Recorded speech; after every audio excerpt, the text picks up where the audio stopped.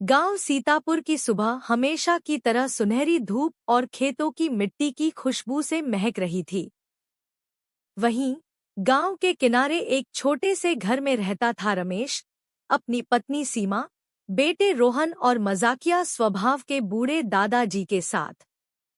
रमेश, मेहनती किसान, आज सुबह खेत से लौटते हुए मन में कई सोचे लिए चल रहा था। कैसे अपने बेटे को मोबाइल और मशीनों से दूर असली जिंदगी की अहमियत समझाए। जैसे ही रमेश घर में पहुंचा, उसने देखा कि रोहन चारपाई पर बैठा मोबाइल में कुछ देख रहा है। रमेश ने कहा, अरे बेटा, खेत में थोड़ी मदद कर लो।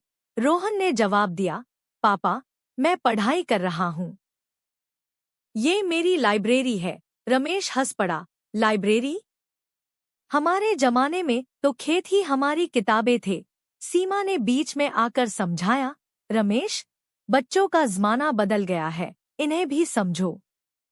दोपहर में दादाजी चौपाल पर बैठे गांव के लोगों को अपने पुराने किस्से सुना रहे थे। कैसे उनके समय में मोबाइल नहीं था, फिर भी दिन मजेदार बीतते थे।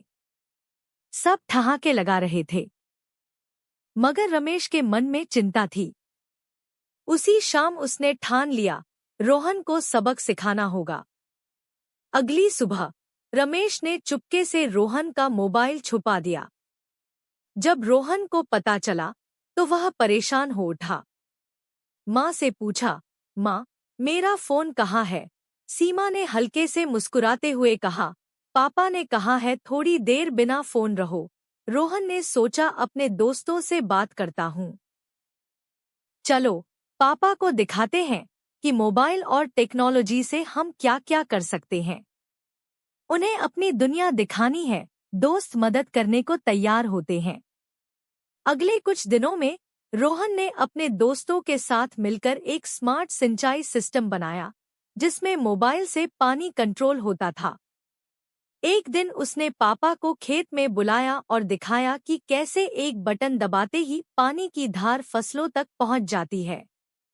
रमेश की आंखें चमक उठीं। अरे वाह बेटा, ये तो कमाल कर दिया। सीमा ने मुस्कुरा कर कहा, देखा, जब परंपरा और तकनीक मिल जाएं तो कितनी बड़ी ताकत बन जाती है। दादाजी ने मुस्कुराते हुए कहा, देखो, जमाना चाहे कोई भी हो, परिवार का प्यार सबसे बड़ी पूंजी है।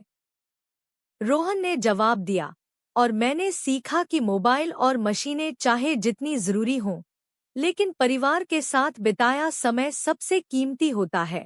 रमेश ने रोहन कहा, बेटा, मैंने सीखा कि नए ज़माने को अपनाना भी जरूरी है। और इस तरह सीतापुर गांव की ये छोटी सी कहानी पूरे गांव के लिए एक बड़ी सीख बन गई कि समझदारी, प्यार और नए पुराने विचारों का मेल ही जिंदगी को खूबसूरत बनाता है। दोस्तों, ऐसी ही मज़ेदार कहानियों के लिए चैनल को लाइक और सब्सक्राइब करना बिल्कुल मत भूलना।